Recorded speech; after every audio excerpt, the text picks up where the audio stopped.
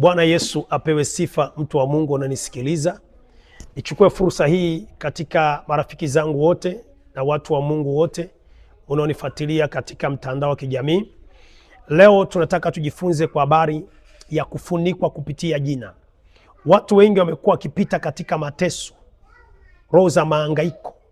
Walikuwa na mitaji imekatika, walikuwa wanafanya biashara zimeharibika, walikuwa kwenye ndoa zimeharibika, walikuwa wanafanya kazi inaharibika. Shida hawajui tatizo ni nini.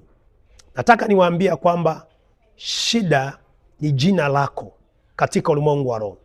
Wakiteka jina lako katika ulimwengu wa roho, au wakifunga jina lako katika ulimwengu wa roho, tayari maisha yako yanakwenda kuharibika. Nasema, mtumishi, unaongea nini?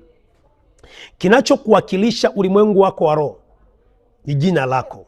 Kinachokuwakilisha katika ulimwengu wako wa roho ni jina lako. Ndio maana ukisoma kwenye kitabu cha Luka sura ya 10 mstari wa 20, wanafunzi wa Yesu anawaambia wanafunzi wake, msifurahi kwa kuwa mapepo yanawatii, msifurahi kwa kuwa majini yanaondoka, msifurahi kwa kuwa mnafanikiwa katika ulimwengu wa roho, bali majina yenu yameandikwa kwenye kitabu cha uzima. Maana yake kinachowakilisha wanafunzi wa Yesu kwenye ulimwengu wa roho, majina yao. Kinachowakilisha wanafunzi wa Yesu kwenye ulimwengu wa roho, majina yao. Pendwa, unanisikiliza kwenye channel yetu hii, nataka nikwambie, mtu wa Mungu unanisikiliza, wanakufunika na matatizo kupitia jina. Wanakufunika na shida kupitia jina. Wanapokwenda kwa waganga wa kienyeji, wanachukua jina lako. Wanapokwenda kwenye madhabahu za njia panda, wanachukua jina lako.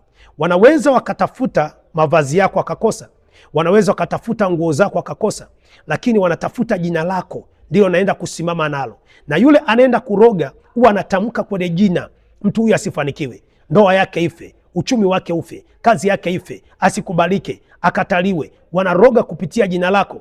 Kitabu cha Mhubiri sura ya 3, kitabu cha Mhubiri sura ya 4, kitabu cha Mhubiri sura ya 4 na mstari ule, na hapo ndipo tutaanza kuangalia kwamba wanacheza na jina lako katika ulimwengu wa roho. Wanakufunga kupitia jina lako katika ulimwengu wa roho. Mhubiri sura ya 6 mstari wa 4 anasema, jina lake limefunikwa na giza. Jina lake limefunikwa na giza. Jina la mtu linaweza kufunikwa na magonjwa.